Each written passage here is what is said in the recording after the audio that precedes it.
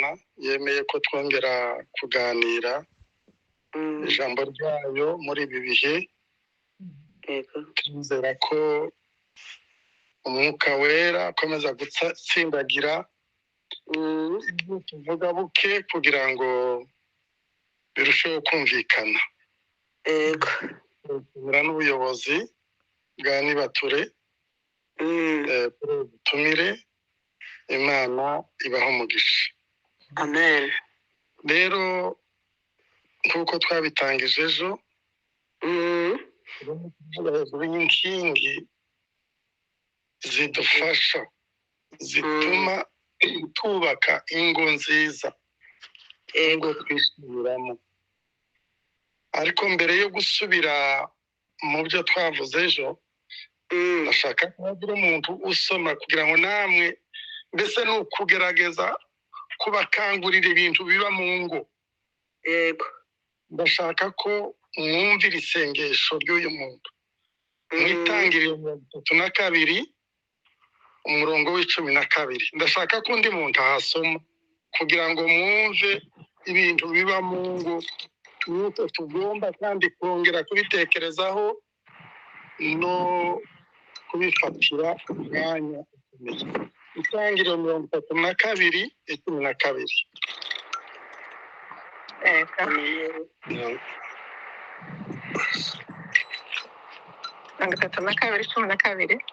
Yes. Dusoma mu izina rya Yesu. Aravuga ngo nawe warambwiye uti sinzabura kukugirira neza, nzahwanya urubyaro rwawe n'umusenyi wo ku nyanja utabarika. Amen. Itangiriro 32 no kuri 12. Reka dusome niba murumva neza. Ndakwinginze unkize mwene data Esawu, kuko mutinya ngo ataza akanyicana n'abana na ba nyina. Yes. Ongera. Ndakwinginze unkize mwene data Esawu, kuko mutinya ngo ataza akanyicana n'abana na ba nyina. Amen. Ibi birashoboka. Mwumve isengesho rya Yakobo. Ndakwinginze unkize inde? Mwene data. Mwene data. Unkize mwene data. Unkize mwene data Esawu. Kandi abo ni abana b'impanga, n'abana b'amahasha, n'abana basangiye se basangiye nyina. Si ikibazo cy'ubwoko, sin'inkurikirane, ni impanga, ni amahasha. Ndakwinginze unkize mwene data Esawu, kuko mutinya ataza akanyicana n'abana na ba nyina. Rero ibi bintu byo gutekereza hejuru y'imiryango, hejuru y'ingo, ni iby'agaciro cyane. Satani yatangiye kera, n'ubu ntiyaretse. Tugomba gutekereza hejuru y'imiryango. Akenshi ibintu byo hanze murabizi, Yakobo yari yaragiye aratunganirwa, afite abagore, afite abana, afite imikumbi, ariko muri famiye akaba afitanye ikibazo n'impanga yiwe cyangwa se n'ihasha ryiwe. Ndakwinginze unkize mwene data Esawu, kuko mutinya ngo ataza akanyicana n'abana na ba nyina. Iri jambo ritwinjize muri iki kintu cyo kubaka inkingi zikomeye. Ejo twasomye hariya mu Migani 9 ngo Bwenge yubatse inzu ye, yabaje inkingi zayo 7 cyangwa se 7. hari ikintu cyo kubaka inkingi mu rugo. Dukeneye kubaka inkingi zikaba nyinshi. Uyu mwanditsi w'imigani aravuga ngo yubatse inkingi 7. Yego. Ejo twasanze hari inkingi koko abantu bakeneye mu miryango. Imwe mu nkingi twavuze ni uko umuntu agomba kwemera yuko Imana ibyo yakoze bikwiriye. Kuko nibyo Imana yavuze ngo ndamuremera umufasha umukwiriye. Yego. Urugo uwo muri kumwe ntabwo ari wewe, nubwo wagenda ukagira guto kugira probability yuko muhura n'uwo mwahuye ku mbaraga zawe nizere. Niyo mwaba mwarakuriye mu muhano, niyo mwaba mwarakoraniye mu gihugu kimwe, muri mu kubona umuntu arimo kuva mu Rwanda agashaka umukobwa uvuye mu kindi gihugu, cyangwa se niyo yaba ari mu gihugu kimwe, ibintu bijyanye n'urugo nk'uko bimeze mu itangiriro ni umushinga w'Imana. Rero kuba warahuye na nyiranaka na runaka ugomba kubifata nk'aho atari impanuka. Ni umupango w'Imana. Ukemera neza yuko uwo mwashakanye agukwiriye. Imana yabwiye Dawidi iramubwira ngo iyo biza kuba bike mba narakongeye. Yego. Iyo bitaza kuba byo Imana iba yarakuyoboye ku wundi, ariko kuba mwarahuye ugomba kubyakira, ugomba kuzamura iyo nkingi yo kunyurwa, ukemera ngo mfite umugore unkwiriye, mfite umugabo unkwiriye, mfite abana bankwiriye. Yego. Inkingi ya kabiri bayise akaramata, kubana akaramata. Yego. Ntabwo ari imigezo, ntabwo ari iki. Amategeko y'abantu ashobora gutanga orientation runaka, ariko naho bemerera abantu gusinyana amasezerano ntawe babwira ngo batandukane. Yego. Aribo bashyiraho igihe bavuga ngo mugende muzabane ngo imyaka nimurangiza. Oya, ni ukubera imitima y'abantu bakagoragoza, leta zikagoragoza amategeko ngo yakorewe bande, yakorewe abantu badashoboka. Yego. Ariko umugambi w'Imana ni uko abantu bagomba kubana akaramata. Amen. Rero ni byiza ko twongera kubaka iyo nkingi. Nimba wumva wari ufite ibitekerezo byo gutandukana kubera ibibazo, nta kibazo na kimwe Imana itakemura. Yego. Nta kibazo na kimwe Imana itakemura. Nta kibazo na kimwe bakwereka Imana ngo ikinanirwe, ntacyo yananirwa. Twavuze ku yindi nkingi usibye ibyo kubana akaramata. Yego. Twavuze ko hari inkingi ya gatatu yitwa kugirira neza mugenzi wawe. Yego. Gutanga keya. Ugomba guhangayikishwa. Hariya mu Bakorinto ba mbere igice cya 7:33-34 ngo umugabo yiganyira uburyo bwo kunezeza umugore. Umugore nawe agomba kwiganyira cyangwa se kugira susi. Yego. Neza mugenzi. Iyo ni inkingi umuntu agomba kugaruka akayizamura akayubaka mu rugo. Yego. Nukora iki kugira ngo unezeze mugenzi wacu?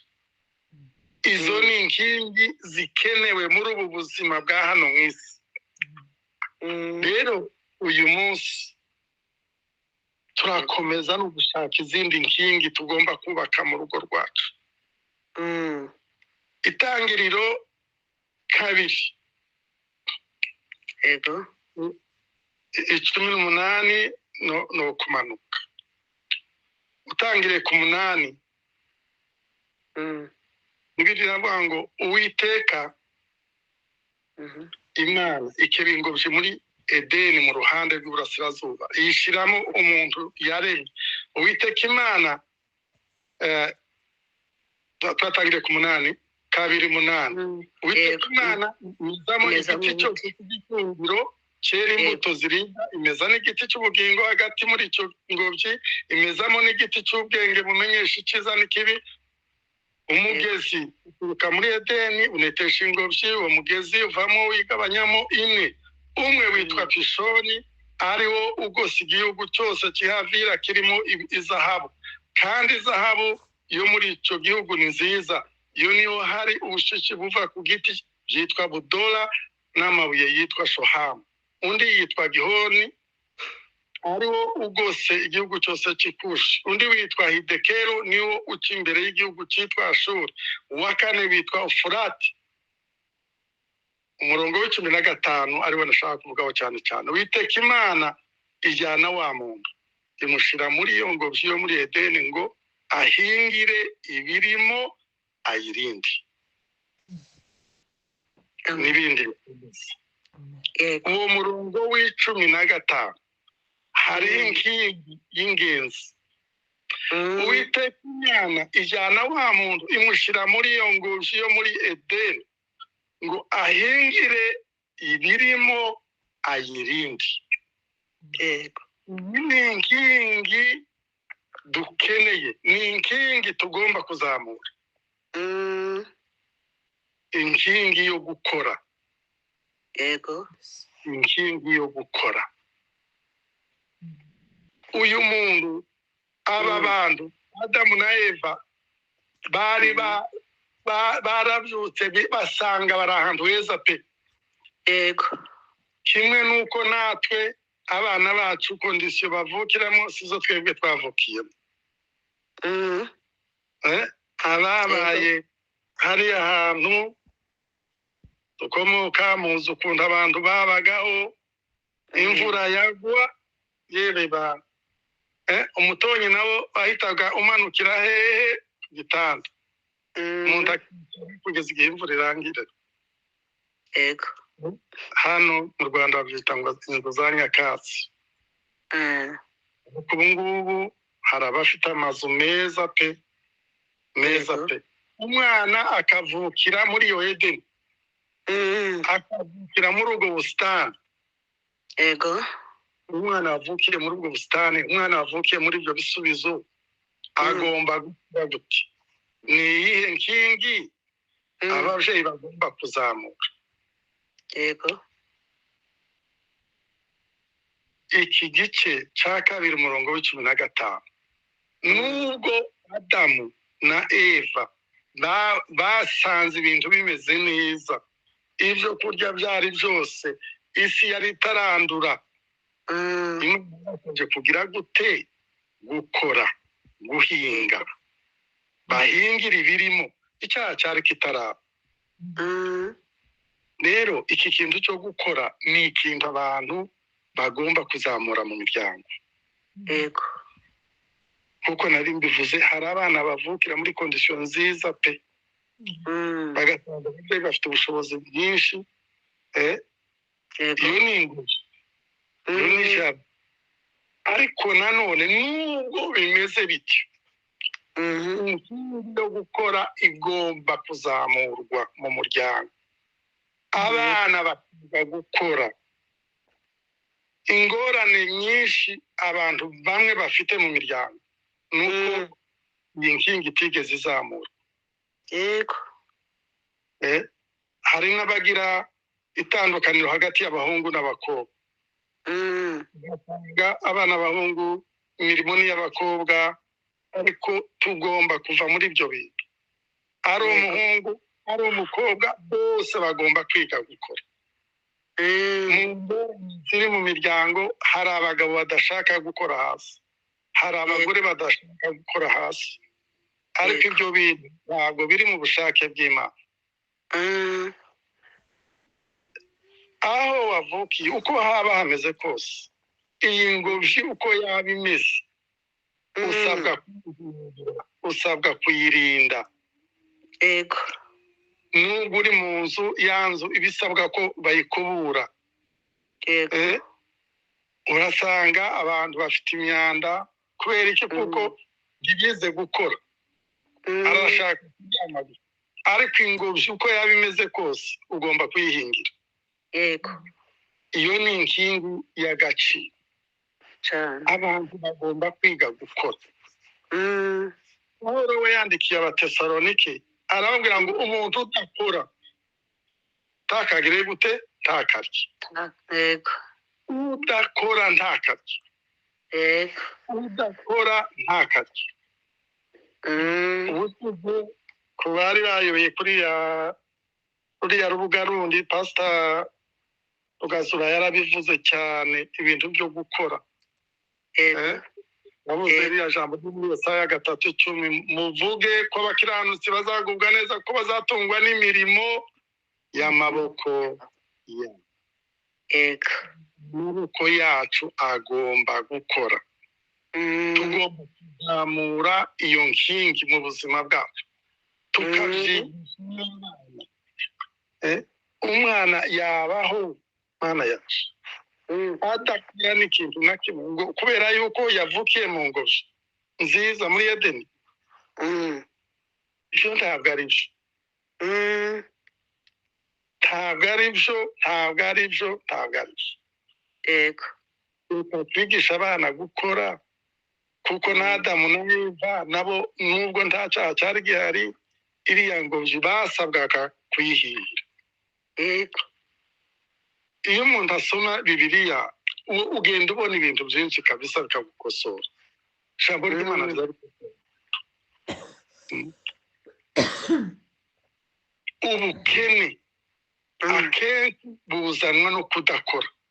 yego Imigani 30 umurongo wa 8 aravuga ngo ntumva ubukene cyangwa ubukire. Ntumva ubukene cyangwa ubukire. yego Nibyo umuntu agomba kwirinda ubukene. Hariya mu Migani 6 aravuga ngo wa munyabute wisanga ikimunyu witegereza ugira ubwenge. Ikigerageza ariko kirakora, yego kitegeka, kikareba ibyo agomba gukora, kigahunika. Ngo ariko ngo umuntu ukomeza gusinzira azakena. Nubwo ubutunzi nabwo wa mugani umuntu agomba kuburindwa bene bwa bundi butuma umuntu yibagirwa Imana, ariko ubukene ni bubi. Ubukene ni bubi kandi buzana n'iki no kudakora cyane. Niba abantu basengera n'igihugu bagomba gusengera nuko abantu bakibona ariko bagakora. Abantu bagakora. yego Iterambere bizanwa no gukora. N'abadasenga bazamuye iyi nkingi babona inyungu ziva mu gukora. yego Biriya bihugu birimo bitera imbere za Korea n'ahandi ni abakozi barakora. Natwe rero tugomba kwigisha abana ntituvuge ngo twavukiye mu bisubizo nta kintu tugomba gukora. Ntabwo ari byo. Iyo nkingi yo gukora ni ngombwa. Bivuze neza aravuga ngo udakora ntakarye. yego Udakora. Hariho abantu benshi usanga barimo barahura n'ibibazo kubera iki? Kubera ko ntibakora. Nimba uri umunyeshuri ugomba kwiga. yego Ntabwo ari ukujya gusenga ni byiza, ariko ugomba no gukora.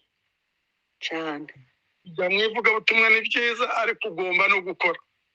yego Aravuga ngo yakoraga ku manywa na nijoro mu miruho agakora ngo kugira ngo abone ibyo kumutunga, abone ndetse n'ibyo gufashisha n'abandi. yego Iyi ni inkingi y'ingenzi. Abana basabwa kwiga bakamenya ubwenge bagakora kugira ngo batere imbere. cyane. Nubwo bavukiye muri kondisiyo nziza, ariko barasabwa nabo kugira gute? Gukora. Iyi ni inkingi Imana ye igaragaza mu itangiriro ry'ibintu kandi ntabwo byahindutse. Edeni wavukiramo, Edeni wasanga, nanone ugomba gukora. ibintu biza bigenda hakabaho bishira, ariko umuntu uzi gukora agasubira kongera akabona ibindi. yego Bora uzima umuntu ufite nubwo wanyazwe uzabongera kandi ugasubira kuganya kubera gukora, ugenda ubona ibintu bigenda byiyongera gahoro gahoro gahoro gahoro, ugasubira ukabona ibintu 9/6 twe twari Kinshasa duhungira Brazzaville, ugahunga usibye imyenda wambaye, yego ibindi bintu byose ntawari uzi ko azongera kubona imyenda ibiri, yego tasogesi kandi hari hashushe, ariko ubu ngubu ibintu byarahindutse. yego kubera iki? Gukora. Baraje tugeze hano turakora uko ukora niko Imana igenda ikungura n'ibindi bintu, ukabona ubuzima kandi bwongeye kuba ndetse bukaba bwiza kuruta ubwa mbere kubera gukora cyane. iyi ni inkingi abakristo dusabwa kongera gutekereza. Nimba hari abafite intambara zijyanye no kudakora, umuntu agashaka kuryama, hari ingo zifite ibibazo. Yewe mu mutwaro nababwiye ko mfite umutwaro w'ingo, hari abo tuganira ugasanga ibibazo birava muri iyi nkingi batazamuye. yego Umugabo kandi ariwe mugabo ariwe mutwe akanga gukora, akaba kaganda, yego akumva kuvuga ngo azafata ukuguru kumwe yagushyire hejuru ukundi, umugore ari bugenda ukora, abana aribo bakora. Ntabwo umuntu wese asabwa gukora, nubwo ibintu bimeze gute, bya bintu bisaba yango isaba guhingirwa, bisaba guhingirwa, ugahinga ubuzima bwawe bwose, kugeza aho imbaraga zizashira nyine utagishoboye. ariko n'ibindi noneho ukora byagutunga mu gihe cya girenti. Uriya mugore wo mu Migani 31 yari umukozi pe, yari umukozi, abakeneye kumureba bareba Migani 31 yari umukozi. yego Migani 31:13 harabantu ashaka ubwoya bw'intama n'imigwegwe, anezezwa no gukoresha amaboko ye. yego Yari umugore w'igitangaza, yari akwiriye ameze nk'inkuge z'abagenza, azana ibyo kurya bye abikura kure. yego Iterambere, hari abantu bava hano bakaja mu Bushinwa, bakaja bakaja muri Tanzania, uko ni ugukora kandi kuko Imana umugisha ukabona ibintu birahindutse cyane. ntinyira kuba gusa mu busitani batabuhingira. Yewe hari n'ibyatsi biza bikabumeramo. Nimba ukomeza kuba bwiza ugomba gukora. yego Ku murongo wa 15 biravuga ngo azuka kare butaraca, akagaburira mu rugo, agategeka abaja be imirimo ibakwiriye. Yitegereza umurimo ikagura, awutezamo urutoki mu by'inyungu ivuye mu maboko ye, akenyeranya imbaraga, agakomeza amaboko ye, abona yuko ibyo akora bimufitiye akamaro. Kandi nijoro itabaza rye ntirizima. Zima. Abatekinike ba 2:3 araba icyakora si uko tudafite ubutware, ahubwo ni ukugira ngo tubiheho icyitegererezo ngo mugere ikirenge mu cyacu, kuko icyo ari cyo twabategetse tukiri kumwe namwe, ngo umuntu wese wanga gukora ntakarye. Ndetse yuko hariho bamwe muri mwe bagenda bica gahunda batagira icyo bakora, ahubwo bakaba bakazitereyemo. Nuko rero abameze batyo turabategeka tubihanangiriza mu Mwami Yesu Kristo gukorana ituze ngo babone uko barya ibyo kurya byabo ubwabo. Iki kintu cyo gukora ni ikintu cy'ingenzi. Ndabona nk'aba bava muri Afurika bakajya muri ibyo bihugu, ntabwo wabaho mu gihugu utazi ururimi Mm. ugomba kwiga. Nimba bakwigisha ururimi ugomba kugira ngo ukorane n'abakarudaya, wiga igikarudaya, Yego. ni ngombwa Mm. ugomba kukiga kugira ngo nawe bigufashe kuvugana n'aho uba wagiye, kugira ngo ukorane na ba Daniyeli bize igikarudaya, biga n'umuco wa ariko badataye wa wundi wabo. Ubwo ni ubundi buryo bwo gukora. Yego. Umuntu agomba kureba, ukareba iyi si kiragana hehe. Mm.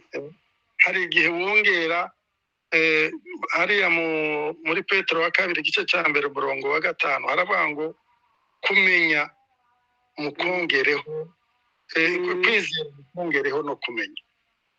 Yego. Abakristo hari igihe bashaka kwizera gusa, ariko kwizera ibindi bintu usabwa kongeraho. Nuva mu ivugabutumwa nturya. Yego. Ugomba rero gukora. Yego. Ugomba gukora. Cyane. Ukajya mu ivugabutumwa ufite n'amafaranga yawe, atari ukuvuga ngo usengera abandi ngo bayaguhe. Oya. Ingobyi urimo ugomba nawe kugira gute kuyihingira, Kwikorera. Yego. ugomba gutekereza njyewe nakora iki. Hari abantu benshi bagiye batera imbere kubera gutekereza. Iyo umuntu atekereje Bibiliya iravuga ngo ugera nawe ku mahirwe. Yego. Hari abantu benshi akava hasi pe. Bibiliya iravuga ngo Imana izivana kuki ku cyavu ikicazanya n'igikombe. Yego. Ariko abantu ntibatekereza ngo umuntu ava ku cyavu gute. Urabyuka mu gitondo kimwe gusa ngo pafu ukabugengera mu bushorishori. Akenshi biba bisaba gukora. Yego. Kuzamura icyo kintu cyo gukora, ugenda wiyubaka gahoro, nawe ugasanga uri kumwe n'abakomeye kubera gukora. Ubu ni wo umuhanda utuma umuntu atera imbere, ni umuhanda wo gukora. Hari abantu bafite impano, izo mpano ugomba kuzibyaza umusaruro. Yego. Hari impano zitandukanye, abantu bose ntibariho mu buryo bumwe. Umwe acuruza inyanya, undi agacuruza kawunga, undi akigisha abana nimugoroba. Ukareba ikindi kintu ushobora gukora kugira ngo kiguteze imbere. Yego. Iki kintu cy'umurima ni ikintu cy'ingenzi. Yego.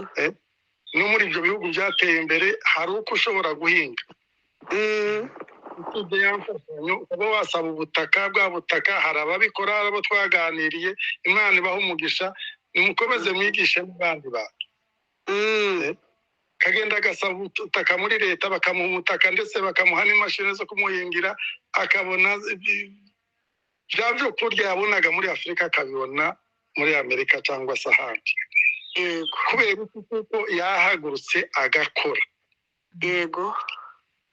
Hari n'undi mudamu yari afite akazi, ariko nanone nyuma y'akazi akagenda akajya ahantu akagura ibintu, udukweto twiza akagira gutya, noneho agasura akatugurisha ahandi hantu. Ubwo ni ubwenge buri wese agomba kureba, ese nakora iki kugira ngo niteze. Nubwo ndi muri iyi jaride, nubwo ndi muri busitani, ni gute ntabwo ushaka umusaruro. Ugomba kurya n'imbuto. Yego. Hari ahandi muri Bibiliya ivuga ngo umuntu abibarira, ariko igihe cyo yasarura nawe akagira gute, nawe akishima cyane. Ubiba bike nawe asarura bike, ubiba byinshi agasarura byinshi. Bene data, Imana idufashe kugira ngo yongere yungure ubwenge bwacu mu buryo bwo kubaho. Amen. Twishimire gusa kuba mu busitani muri Edeni, ariko dushaka ukuntu twayihingira, kuko ni ibintu bifasha abantu. Iyo nayo ni inkingi y'ingenzi. Yego. Reka tujye ku nkingi yindi. Hariya mu Itangiriro 2 nanone murumva ko twashatse gukoresha itangiriro cyane cyane kubera yuko niho ibintu byanatangiriye nyine bazasiga se na nyina akabana n'umugore we akaramata bombi bakaba umubiri umwe. Yego. Iyi nkingi ni imwe mu nkingi ziteza ibibazo mu miryango. Abantu ntibazasoma ijambo ry'Imana ngo bumve neza icyo Imana ivuga. Yego. Ugasanga abantu ntibemeye kuba umubiri umwe bikabazanira ibibazo ndetse bamwe bakagera n'aho batandukana. Abakorinto ba mbere igice cya 7 kirabisobanura neza ibyo bintu byo kuba umubiri umwe icyo bisobanura. Abakorinto ba mbere igice cya 7 2 kugeza kuri 5 haravuga guti, haravuga ngo ariko kubwo kwirinda gusambana umugabo wese agire uwe mugore n'umugore wese agire uwe mugabo. Umugabo aho umugore we ibimukwiriye kandi n'umugore nawe abigenza atyo ku mugabo we, kuko umugore adatwara umubiri we ahubwo utwarwa n'umugabo we, kandi n'umugabo nawe adatwara umubiri we ahubwo utwarwa n'umugore we. Ndimukimane keretse ahari musezeranye igihe kugira ngo mubone uburyo bwo gusenga kandi mwongere guhura Satani atabagaragarisha iruba y'imibiri ya. Yego. Uyu murongo wa 4 Abakorinto ba mbere igice cya 7 umurongo wa 4, kuko umugore adatwara umubiri we ahubwo utwarwa n'umugabo we. Yego. Kandi n'umugabo nawe adatwara umubiri we ahubwo utwarwa n'umugore we. Ese niko bikorwa koko mu miryango yacu? Ntaho umugore atwara umubiri we? Yego. Ntiyemere ko utwarwa n'umugabo we? Ntaho umubiri utwarwa n'umugabo? Ntiyemere ko umugore atwara umubiri we? Yego. Imitegekere y'imibiri y'abashakanye nayo ni inkingi abakristo bagomba kwitwaramo neza, bakazamura inkingi yo kuba umubiri umwe. Yego. Umugore umubiri we si uwe n'uw'umugabo niwe ugomba kuwutwara, n'umugabo nawe nuko. Yego. Nimba hari ibibazo mu miryango imwe n'imwe, ni iyi nkingi yatewe. Yego. Ni inkingi Satani adashaka ko ihagarara. Umugore ntagomba gutwara umubiri we ahubwo utwarwa n'umugabo we, n'umugabo nawe ntagomba gutwara umubiri we ugomba gutwarwa n'umugore we. Yego.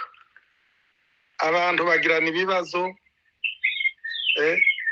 ugasanga bafashe ibitanda bingahe? 2.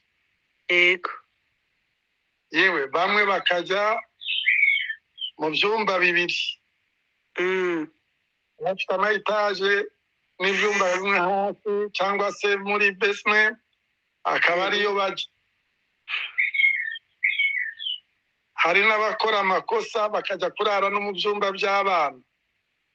Abana bakagaragaza ikibazo n'imbere y'abana. Yego. Inkingi yo kuba umubiri umwe ni inkingi abantu bagomba kubaka cyane. Imibiri yacu igomba guhesha Imana icyubahiro. Yego.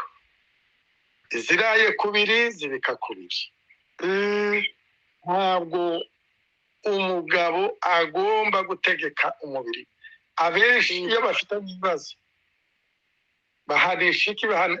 bahanisha bagenzi babo iyo mibiri. Umurongo wa 5 aha Abakorinto ba mbere igice cya 7, ntimukimane keretse ahari musezeranye igihe. Mugomba gusezerana. Ntategeka umubiri wawe utegekwa na mugenzi wawe. Iyo ni inkingi Imana ishaka kubona mu bashakanye pe. yego kurongorana kubahwe na bose. Mu gifaransa baravuga les lits conjugales, igitanda kigomba kubahwa na bose. yego Umugore atubahe, umugabo acubahe. Ingorane nyinshi zizanwa nuko iyo nkingi abagabo n'abagore batayizamuye, ariko bayizamuye birabafasha kugenda nk'uko Imana ishaka. yego Ni inkingi y'ingenzi kuba umubiri umwe, bazaba bombi bazaba umubiri umwe, yego kandi twaguzwe agaciro. Abakomabiri kuko mwaguzwe agaciro, nuko rero mutume imibiri yanyu ihimbaza Imana. amen N'imibiri abantu bayikoresha nabi, ikatwaro yo kugirira bagenzi babo nabi. Uwo mwashakanye wawe si uwawe n'uwiwe, nawe n'uwe. Kuba umubiri umwe ni ikintu cy'ingenzi, yego ikintu cy'ingenzi. cyane Imitegekere y'imibiri y'abashakanye titegekwa nk'uko ab'isi babikora, titegekwa. Hoseya we yaranditse aravuga ngo ubwoko bwanjye bwicwa no kutamenya. yego Gufata umubiri wawe ugahanisha mugenzi wawe umubiri wawe ni icyaha, ni bibi. Urimo urasenya ya nkingi yari kugufasha kubaka urugo rwiza. yego Ni byiza rero ko abana b'Imana bubaka iyo nkingi y'ubumwe bw'umubiri, umubiri umwe, bazaba umubiri umwe, baba umubiri umwe, abashakanye baba umubiri umwe. yego Kandi n'abigisha bigisha abantu kuba umubiri umwe, batoza abantu kuba umubiri, abashakanye kuba umubiri umwe. yego Uyu murongo wa 4 mu wigisha abantu ngo kuko umugore adatwara umubiri we, ahubwo utwarwa n'umugabo we, kandi n'umugabo nawe adatwarwa umubiri we, ahubwo utwarwa n'umugore we. yego Umubiri w'umugabo utwarwe n'umugore we, umubiri w'umugore utwarwe n'umugabo we. Ivyo ni kubaka inkingi y'ubumwe bw'umubiri, bituma urugo ruhagarara neza, bituma urugo rugenda neza. Ubu ni ubushake bw'Imana, ntabwo ari ubushake bw'umwana w'umuntu. Twasomye hano mu Luka 6:46 aravuga ngo munyitirigo mwami mwami, ngo nyamara ntimukore ibyo mvuga. yego Mubyo Imana ivuga nuko umubiri w'umugabo utwarwa n'umugore, umubiri w'umugore ugatwarwa n'umugabo. Iyo niyo equilibre, iyo niyo balance igomba kuba mu rugo. Iyo ni inkingi isabwa kubaka. Bwenge yubakije, ariko abaza n'inkingi. Imana idufashe abafite iyo nkingi itabajije bayibaze. Umuntu wari mu cyumba yahunze umugabo, yahunze umugore, agaruke ye kwanduza uburiri bwabo. Ariko umugore atwara umubiri we, ariko umugabo atwara umubiri we. Iyo ni inkingi Imana ishaka kubona mu muryango. Inkingi ya 6 twayivuze, hari twasomye mu Itangiriro 32. Umuntu ni Yakobo. Yakobo yarasenze, Mana undinde mwene data. Inkingi y'amasengesho ni inkingi y'igitangaza, ni inkingi ikemura ibibazo by'ingutu, ibibazo bikomeye. Yakobo yamenye yuko nta kindi cyamufasha. Muri uyu muryango wabo harimo urwango rwo kwicana, aravuga ngo reka nzamure inkingi y'amasengesho, aravuga ngo Mana ndinde mwene data Esawu, agira umujinya, agira uburakari, afite umugambi wo kunyica, afite umugambi wo kwica aba bagore, afite umugambi wo kwica aba bana, ariko Mana tabara, tabara. Inkingi ya gatandatu nayise kuba ku gicaniro, kuzamura umubavu, kuzamura umubavu. Muri Luka igice cya mbere Imana igaragaza urugo rwari rumeze neza, ibo nta kibazo bari bafitanye. Zakariya na Elizabeth nta kibazo bari bafitanye mu mibanire, bombi bari abakiranutsi imbere y'Imana, bakiranutsi, ariko bakagira ikindi kibazo cy'ubundi bwoko cyitwa kutagira umwana. Ikibazo cyo kutagira umwana, abantu baciye muri icyo kizamini barabizi ko ni mu bizamini bikomeye, ni mu bibazo bikomeye umwana w'umuntu ashobora guhura nacyo. Gushaka ntugire umwana ni ikintu kiremereye. Ariko hariya muri igice cya mbere ngo nubwo bari abakiranutsi, nubwo nta kibazo bari bafitanye, ariko bari bafite ikibazo cyo kubura urubyaro. Bigaragaza neza hariya mu gice cya mbere cya Luka yuko Zakariya yazamuye icyo gicaniro cyo gusenga, arasenga Imana, arasenga ku buryo Imana yaje iramubwira ngo amasengesho yawe ndayumvise, ugiye kubyara umwana, kandi uwo mwana azaza ari umuhungu, azaba ari igitangaza. Amasengesho atuma tubona ibintu byiza bivuye ku Mana. Yesu avuga hejuru y'uwo mwana Zakariya yahawe, yavuze ngo mu babyawe n'umugore nta muntu wabonye umwana avuye. Murumva ni umwana wavuye mu masengesho. Ana nawe nuko nawe yari afite ikibazo, Penina amutwaye nabi akamuriza, kandi hari abantu bamwe bishimira ko abandi barira. Yarira noneho ntabwo akongera, yarira kandi akongera, umugabo agahoza, sinkurutira abahungu icyo yari akeneye umwana. Amagambo ni meza ariko ntiyari ahagije. Ana arasenga, afata wa mutwaro awuroza imbere y'Imana, Imana imukorera ibitangaza, imuha umwana witwa Samweli. Bibiliya iravuga ngo yaje kubyara abandi bana. Yabyaye abandi bana, abahungu n'abakobwa, ariko ntawe ubazi, amazina yabo ntazi. Icyo umuntu ashobora gutekereza ni iki, ni igitekerezo, ntabwo byanditse. Nuko ugomba mu isengesho uko yasenze kuri kugira ngo abone Samweli, ntabwo ariko yasenze kuri aba bandi bana. Hari igihe natwe dutezuka, ariko igicaniro kigomba guhoraho.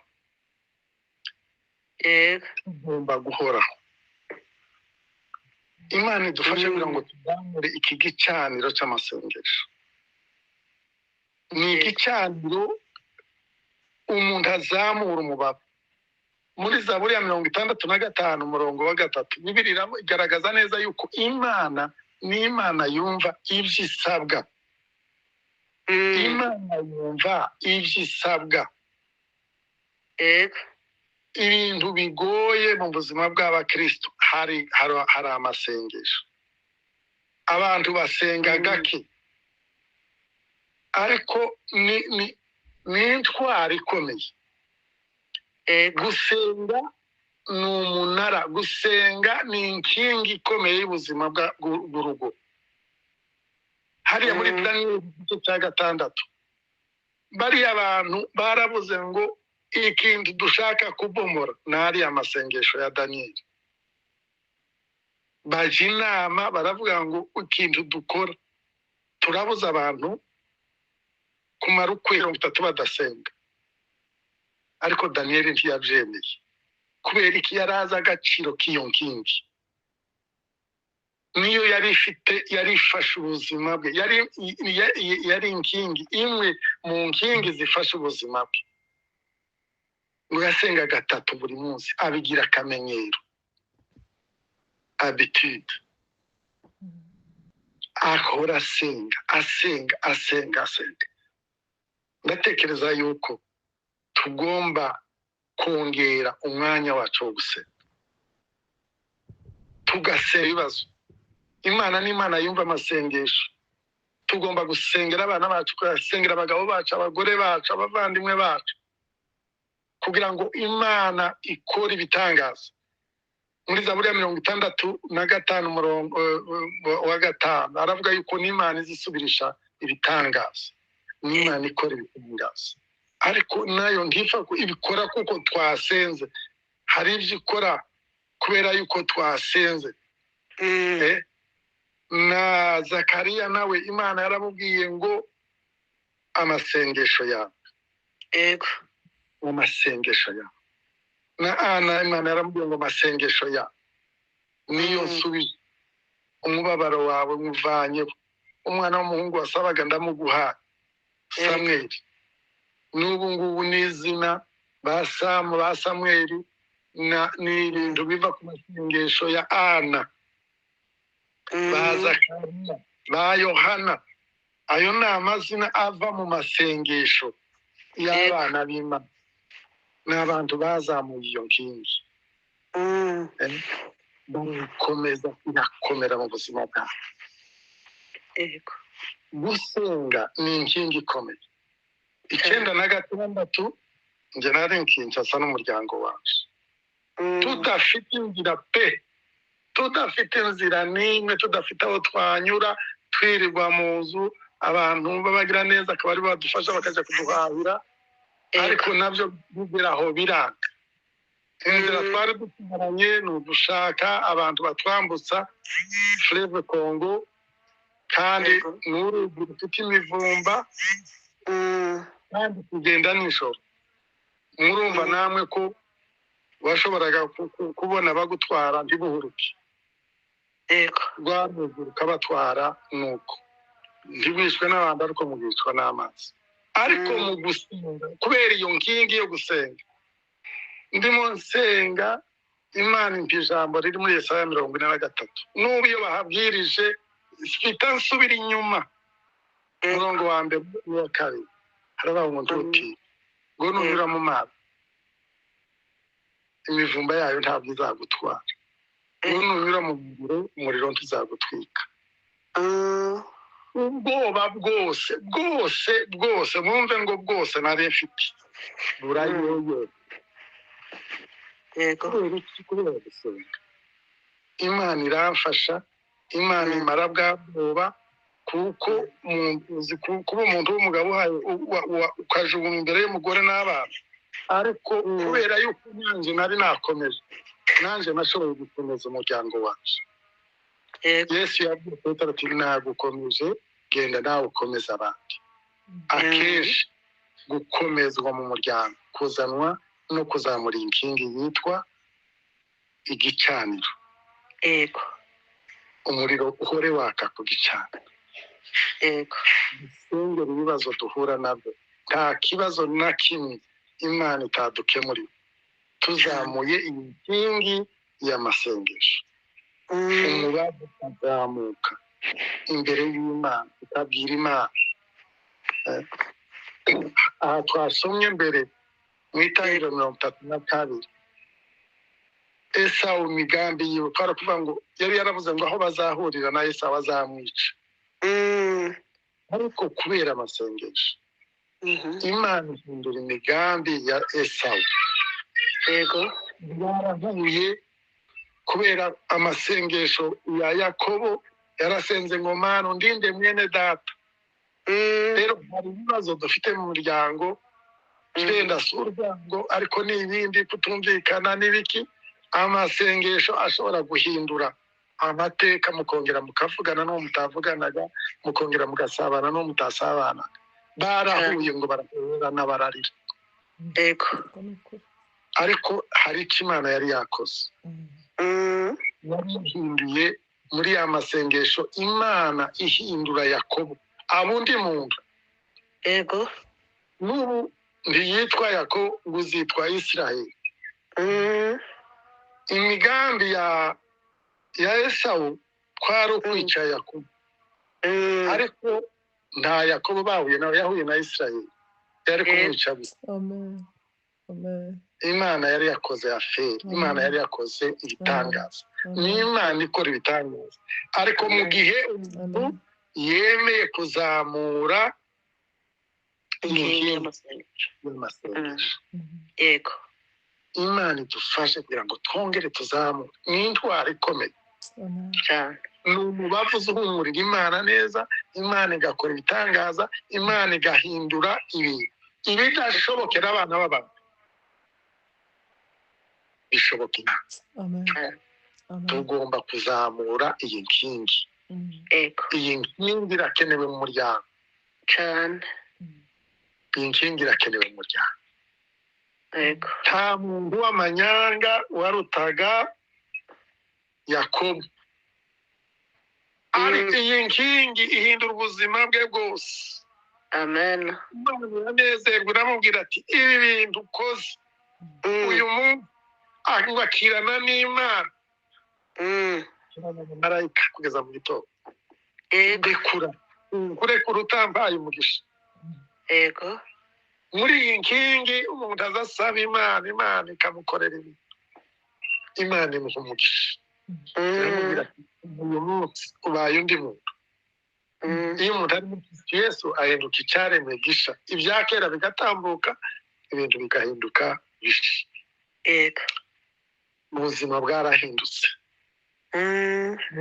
Yakobo Bibiliya ivuga hariya mu Baheburayo igice cya 11 ngo yapfuye apfukamye yishingikiriza himbaza Imana yego umusaza mwiza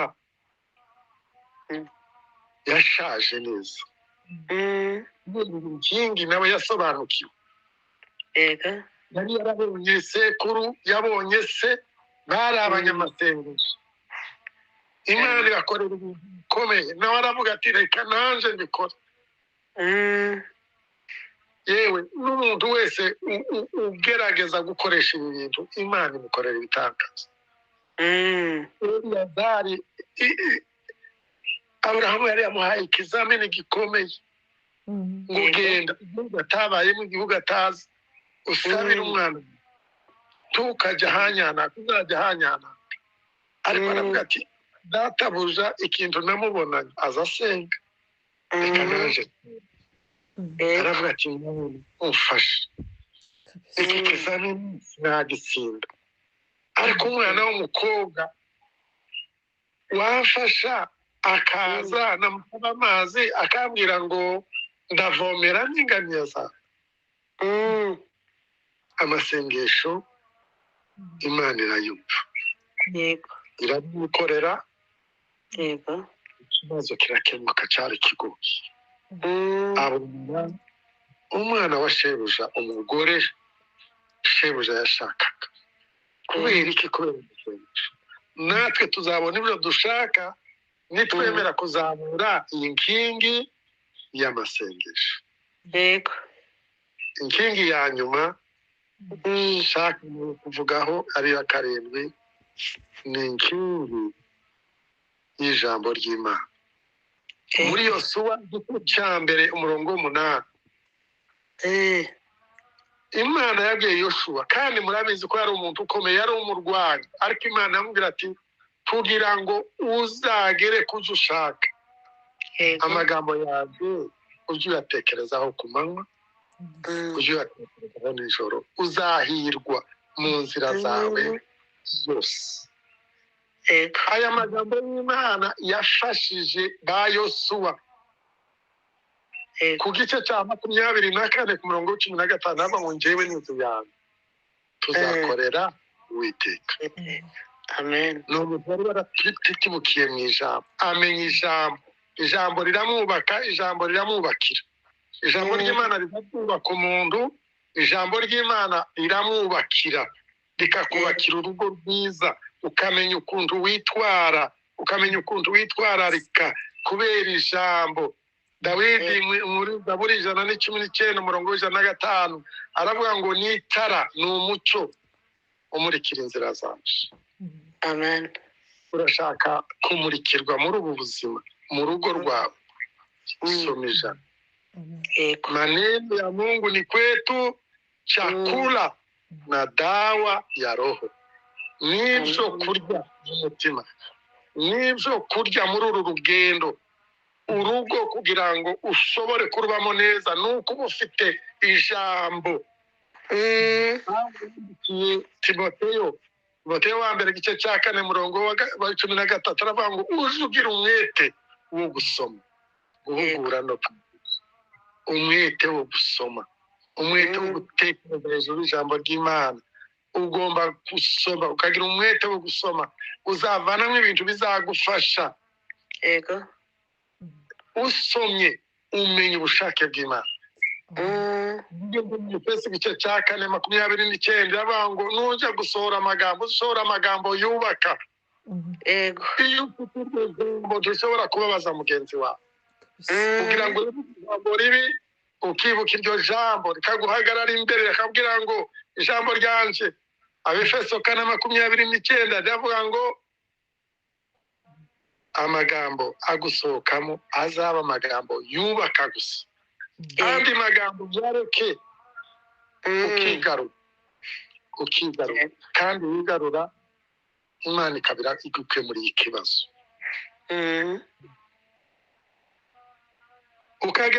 Wagira ikibazo na mugenzi wawe nka kuriya kwa Yakobo na Esawu, abandi bakakubwira ati nutamubanza iwe azakwica.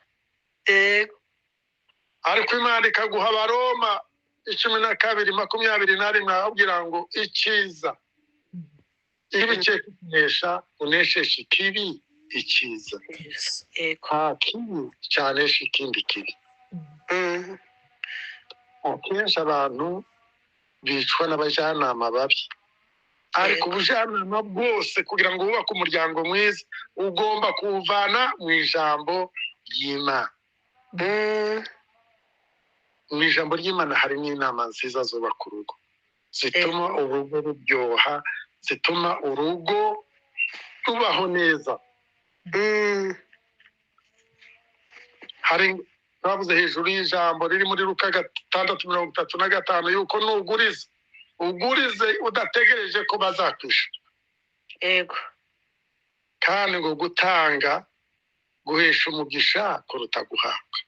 Kimwe mu ntambara z'urugo nuko batampaye, ntimwakoreye gutya, ntimwakoreye gutya. Ariko ufite ibyakozwe n'intumwa 20:35 arakubwira ngo gutanga bihesha umugisha kuruta guhabwa. Uva muri babandi bakunda guhabwa, ukajya mu bantu bakunda gutanga. Kuko gutanga, Yesu wenyine niwe wabivuze ngo gutanga bihesha umugisha kuruta guhabwa. Twave yuko tugomba kugaruka tugatekereza ku migongo yacu.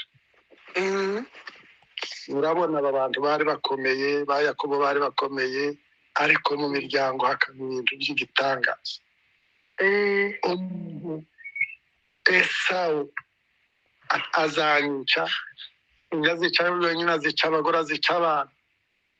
Yego. Ariko kumenya Imana byamukemuriye ikibazo.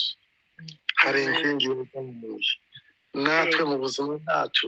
Imana idufashe kugira ngo izi nkingi zose nimwe twongere tuzizamure, twongere twishimire abagore bacu, abagabo bacu, abana bacu, imiryango yacu. Twongere twumve ko kubana kwacu si ukw'imyaka 2, si ukw'imyaka 5, si ukw'imyaka 10, 50, n'akaramata. Yego. Twongere twumve ivyo Imana idushakaho byose. Nuko tugomba gukora tukigisha abana bacu gukora. Twishimire gusa ubusitani, twishimire gusa ingobyi, ariko tumenye ingobyi tugomba kuyihingira. Duhaguruke duhinge. Ni ubuzima bwo guhinga. Yego. Twigisha abana guhinga, abana gukora, bamenye ubwenge, ibintu bizabafasha. Bariya ba Daniyeli babaye umugisha w'ubwoko bwabo kubera ko baragiye bariga. Yego. Nimufashe abana bige. Mufashe abana bige kandi bige neza. Yego. N'abandi hari ibyo ushobora gukora we wenyine. Ukiyigisha nawe ukagera ku bindi bintu bikomeye bihambaye. Ntabwo uzakorana n'abakarudaya utazi igikarudaya. Birasaba kwiga. Yego. Rero Imana idufashe tuzamura inkingi y'amasengesho, tuzamura inkingi yo gusoma ijambo ryayo, tuzamura inkingi yo kubana mu buryo bwose kuba umubiri umwe. Tumenye yuko umubiri w'umugabo utwarwa n'umugore, w'umugore ugatwarwa n'umugabo. Iyo umuntu amenye ibyo bintu yubaka urugo rwiza. Urugo ruremba mu byishimo n'umunezero n'amahoro. Imana ituganze kugira ngo izi nkingi, inkingi idahari ize ishinge. Usongoze iyo nkingi uyishinge kubw'icubahiro c'Imana. Mu nzu urwo rugo ruzazamukamo amashimwe y'Imana kuko inkingi zihari. Urugo rurakomeye kandi ngo rwubatse ku rutare. N'iyo imiyaga yaza nta kizagutwara, imivu itemba ariko nta kizikora. Umuntu wubatse ku rutare. Imana ituganze kugira ngo iduhe kubaka ingo zihesha Imana icubahiro. Amen. Abagabo n'abagore babana mu mahoro, mu byishimo n'umunezero, bose ari abakiranutsi, bose ari inyangamugayo, bose ari abantu bazi kuzamura. Imana yagendereye Zakariya, yongeye kugenderera na Elizabeth ukwiye. Yego. Bombi bari abakiranutsi. Bombi bari abakiranutsi. Reka twese tuba abakiranutsi. Twigisha abana bacu bubaka ingo z'abakiranutsi.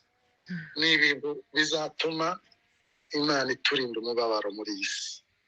Imana ituganze, Imana itugirire neza kandi iduhe kubaka ingo zihesha Imana icyubahiro, ingo twishimiramo, ingo tuzamurira amashimwe ku Mana. Imana ituganze mu izina rya Yesu. Amen. Amen. Amen. Imana turagushimiye.